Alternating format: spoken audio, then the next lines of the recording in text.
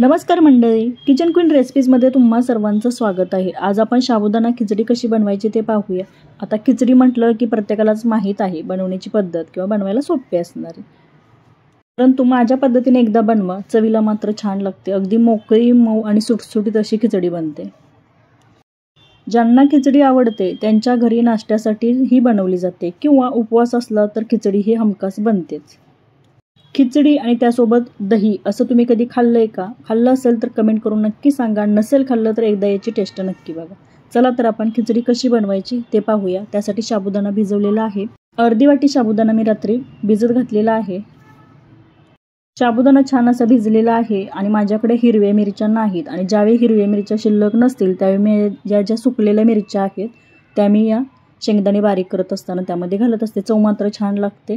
कधी तर खावीशी वाटली तर या पद्धतीने खिचडी मी आवर्जून बनवते। शेंगदाणे बारीक करण्या अगोदर शेंगदाणे थोडेसे मंद आचेवरती खरपूस असे भाजून घेतलेले, ते थंड झाल्यानंतर त्यामध्ये 4 सुक्या मिरच्या मी घातलेल्या आहेत। तुम्ही त्याऐवजी हिरवी मिरची वापरू शकता। हे सर्व एकत्रित आपल्याला जाडसर असं वाटून घ्यायचं आहे। शेंगदाणे खरपूस भाजलेले असतील आणि जाडसर वाटण केलं असेल तर साबुदाण्याची खिचडी ज्यावेळी आपण खातो त्यावेळी दाताखाली जो क्रंची असा शेंगदाणे किंवा त्याच्या डाळी जे येतात त्या चवीला छान लागतात। म्हणून नेहमी शेंगदाणे भाजून घेताना मंद आचेवरती खरपूस असे भाजून घ्यायचे। शेंगदाणे बारीक करून झालेले आहेत। गॅसवरती कढई तापण्यासाठी ठेवलेली, कढई पण छान अशी गरम झालेली आहे। यामध्ये 1 चमचा शेंगदाण्याचं तेल मी वापरत आहे। तुम्ही तेल जर वापरत नसाल तर त्याऐवजी तुम्ही तुपाचा वापर करू शकता। काही घरामध्ये तुपाचा वापर करतात, काही तेल वापरतात, काही शेंगदाण्याचं तेल वापरतात। म्हणजे प्रत्येकाची जशी पद्धत आहे त्या पद्धतीने तुम्ही तेल ऐवजी तुपाचा वापर करू शकता। मी 1 चमचा शेंगदाण्याचं तेल घातलेलं आहे। खिचडी बनवताना नेहमी लक्षात ठेवायचं जास्त तेल जे आहे ते वापरायचं नाही। जास्त तेलकट जर साबुदाणा खिचडी झाली तर खावीशी वाटत नाही। कमी तेलामध्ये जर बनवली तर खिचडी छान लागते आणि खावीशीही वाटते। 1 चमचा तेल घातलेलं, तेल हलकंसं गरम झाल्यानंतर भिजवलेला साबुदाणा त्यामध्ये घातला आणि जे शेंगदाण्याची भरड करून घेतलेली ती त्यामध्ये घातली आणि सर्व एकत्रित छान असं मिक्स करून घ्यायचं आहे। खिचडी बनवत असताना नेहमी लक्षात ठेवायचं साबुदाणा ज्यावेळी भाजला जातो म्हणजे खिचडी ज्यावेळी भाजली जाते त्यावेळी तुम्हाला त्यातील जो साबुदाणा आहे तो ट्रान्सपरंट दिसतो, चकाकी दिसतो, त्यावेळी म्हणायचं की आपली खिचडी भाजलेली आहे। आता खिचडी छान अशी भाजली जावी। चवीनुसार सुरुवातीलाच मी त्यामध्ये मीठ घातलं।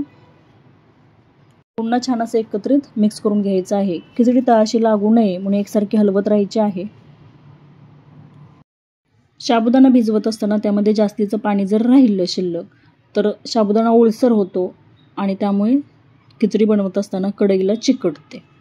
3 ते 4 मिनिटासाठी आपल्याला हा साबुदाणा छान असा एकसारखा परतून घ्यायचा आहे। जोपर्यंत तुम्हाला त्यातला साबुदाणा जो आहे तो ट्रान्सपरंट दिसत नाही तोपर्यंत एकसारखी छान अशी आपल्याला खिचडी हलवून घ्यायची आहे।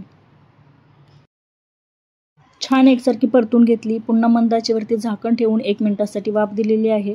1 मिनिटानंतर झाकण काढलेलं आहे आणि तुम्ही ते पाहू शकता आपली खिचडी छान अशी वाफ छान अशी खिचडीला बसल्यानंतर छान अशी खिचडी भाजली गेली आहे। झाकण काढल्यानंतर पुन्हा 2 मिनिटासाठी छान अशी आपल्याला ही परतून घ्यायची आहे। तुम्हाला जर साबुदाणा खिचडीमध्ये साखर आवडत असेल तर 1 चमचा त्यामध्ये साखर घालू शकता। मी साखर घालत नाही। साबुदाणा खिचडी तयार आहे। अगदी मोकळी आणि मऊ लुसलुशीत अशी साबुदाणा खिचडी तयार झालेली आहे। साबुदाणा खिचडी बनवत असताना जाडबुडाची कढई जर वापरली तर साबुदाणा खिचडी तळाशी चिटकत नाही आणि एकसारखी छान अशी खिचडी भाजली जाते। साबुदाणा खिचडी तयार झालेली एका प्लेटमध्ये मी काढून घेते।